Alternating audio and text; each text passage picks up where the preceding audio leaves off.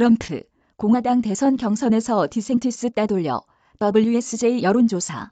도널드 트럼프 미국 전 대통령이 형사기소를 발판으로 지지율을 끌어올리고 있는 것으로 보인다. 적어도 공화당 내부에서는 그의 지지율이 크게 뛴 것으로 나타났다. 공화당 대통령 후보 경선에 나서고 있는 트럼프 전 대통령은 강력한 경쟁자인 론 디센티스 플로리다 주지사를 이번 여론조사에서 13%포인트 앞선 것으로 나타났다. 지난해 12월 디센티스의 14%피 뒤졌지만 성추문과 관련한 형사기소가 되래 그에 대한 지지도를 높이고 지지층을 결속하게 만든 것으로 보인다.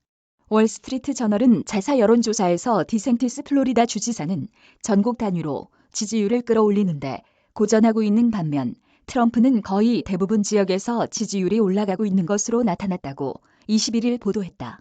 공화당 대선 후보 경선에서 표를 행사할 것으로 예상되는 공화당 지지층 600명 등 등록 유권자 1,500명을 대상으로 한 설문조사에서 이런 결론이 나왔다는 것이다. 이번 조사에서 당초 접전이 예상됐던 공화당 대선 경선이 지금은 트럼프에게 크게 기운 것으로 나타났다. 트럼프는 51% 지지율로 38%에 그친 디센티스를 여유있게 앞섰다. 공화당 대선 후보 등록이 아직 진행 중이고 첫 번째 경선 투표가 앞으로 8개월 뒤이기 때문에 변수는 많지만 적어도 지금은 트럼프가 대세에 올라탔다는 분석이 나온다. 트럼프는 공화당 대선 후보 경선에 뛰어들 것으로 보이는 다른 장룡 12명에 대해서도 확실한 우위를 점하고 있다. 잠룡들을 모두 포함한 가상 경선에서 지지율이 48%에 이르렀다. 반면 디센티스는 24%에 그쳤다. 사우스캐롤라이나 주지사 출신으로 트럼프가 유엔 대사로 임명해 전국적인 인물로 부상한 니키 헤일리는 지지율이 5%에 그쳤고 사우스캐롤라이나 상원의원 팀 스콧은 3%에 불과했다. 나머지 잠룡들은 지지율이 2% 또는 그 이하에 머물렀다. 지지율 1위를 달렸던 디센티스는 트럼프 지지자들을 적으로 돌릴지 모른다는 우려로 트럼프에 대한 공격을 저지한 것이 패착이 된 것으로 보인다. 자신의 지지층을 결속하는데 실패했기 때문이다. 이번 주 플로리다 출신 공화당 하원 의원들이 잇따라 디센티스를 버리고 트럼프에게 붙었다. 반면 트럼프는 지난해 12월 이후 디센티스를 비롯한 경쟁자들을 상대로 공격 수위를 높였다. 특히 뉴욕 맨해튼 형사법원에서 전현직 대통령 가운데 최초로 형사사건으로 기소된 뒤 지지층 결속 효과까지 덤으로 얻었다. 트럼프는 이번 여론조사 결과 디센티스, 기타 잠룡들과 경쟁에서 확실한 우위를 점한 것으로 분석됐다.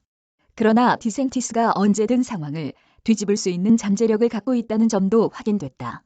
디센티스는 호감도가 84%로 트럼프의 74%에 비해 10%포인트 높았다. 또 조 바이든 대통령과 대선에서 맞붙었을 때 트럼프가 불리하다는 평가도 디센티스에게는 긍정적인 점이다.